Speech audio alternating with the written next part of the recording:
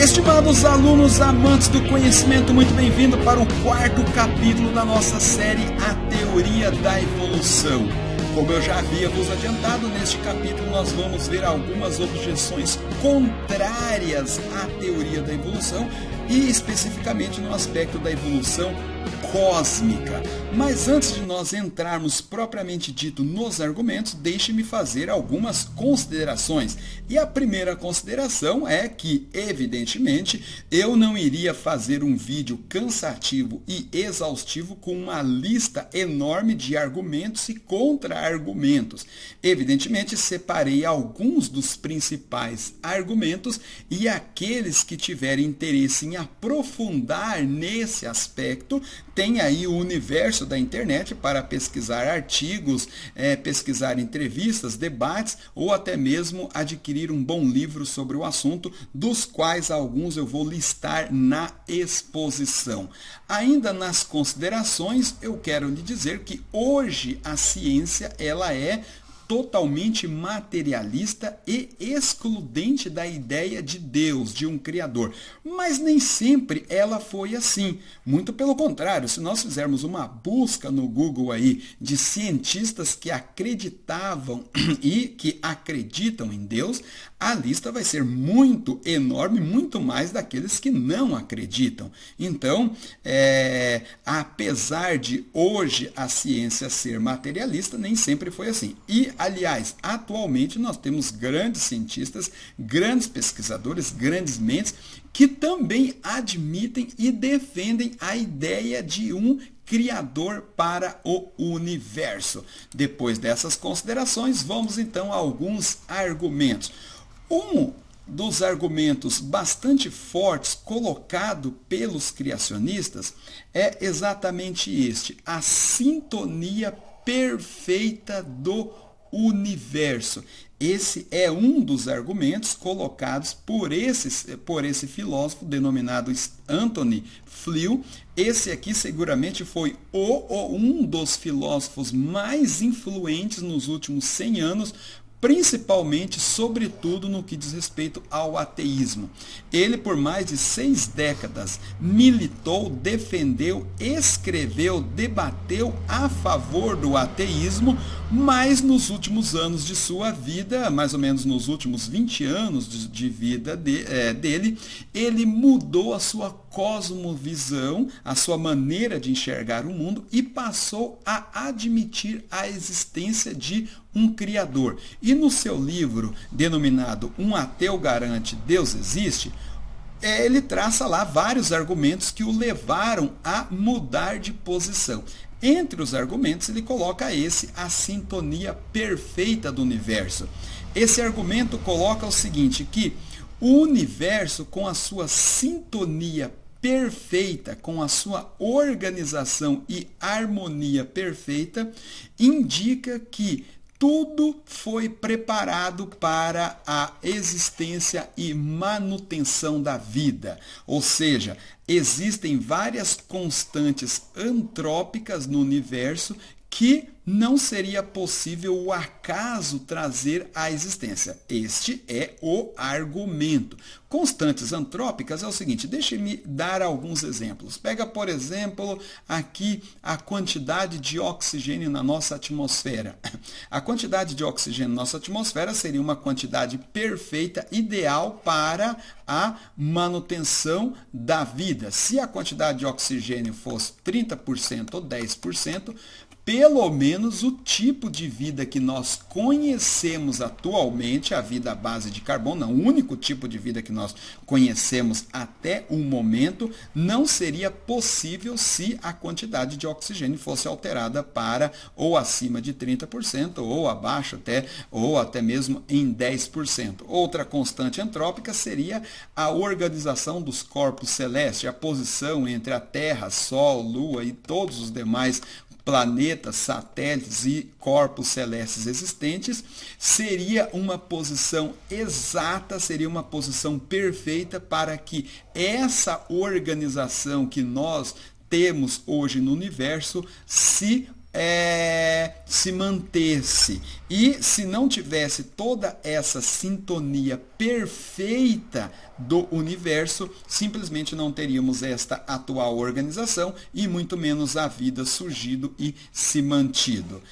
Esse escritor também estadunidense, John Leslie, no seu livro Infinite Minds, ele coloca que essa perfeição, essa sintonia exata do universo é de uma ordem tão grande que ele é colocado como 1 vezes 10 elevado a 60 a perfeição, a ordem, a exatidão do universo para poder trazer à existência a vida e manter a vida existente. Então, este é um argumento muito forte colocado pelos criacionistas, dizendo que toda esta sintonia perfeita, o acaso não seria possível manter, trazer e sustentar toda ela. Então, há sim a necessidade de um criador, de um design inteligente, uma mente superior, cujos homens denominam de Deus.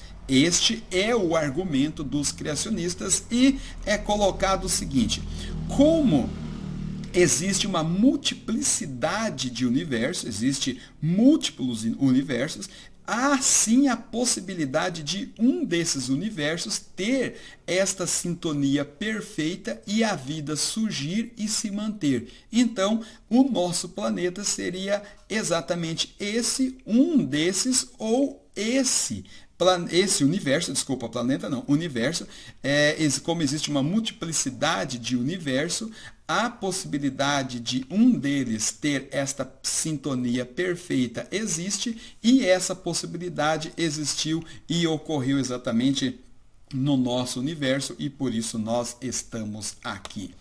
Outro argumento colocado é o seguinte, que se nós voltarmos à fita do Big Bang, nós vamos chegar a um ponto anterior ao Big Bang, e se voltarmos ainda mais à fita do Big Bang, chegaremos em nada. Ou seja, se voltarmos ao Big Bang, nós vamos chegar num ponto onde existia nada. O que vem a ser o nada?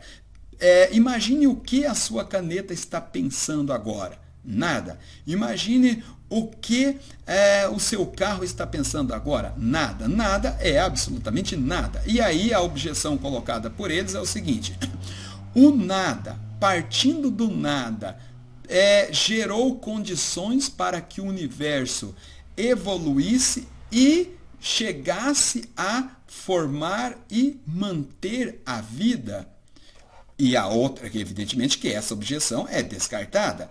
E a outra objeção seria uma mente, alguém autoexistente, transcendental ao universo, ou seja, transcende ao universo, vive por conta, vive por si mesmo, autoexistente, altamente inteligente e capaz.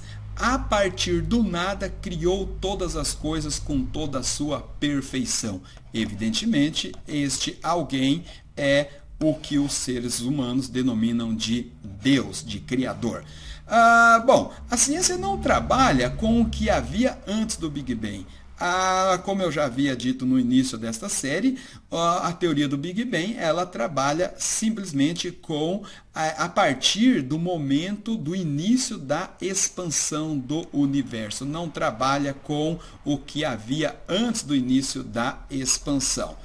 E um grupo muito grande de cientistas, teístas, criacionistas, admitindo que alguns postulados da evolução são verdadeiros, são atestados por qualquer um, inclusive esses dois postulados que nós estudamos nesta sequência de videoaulas, admitindo que a evolução é algo verdadeiro e atestado por qualquer um, pelo menos alguns dos seus postulados, eles colocam o seguinte, que a perfeição, a sintonia, a harmonia das leis da natureza A complexidade e a especificidade da vida simplesmente não pode ou não poderia ser obra do acaso.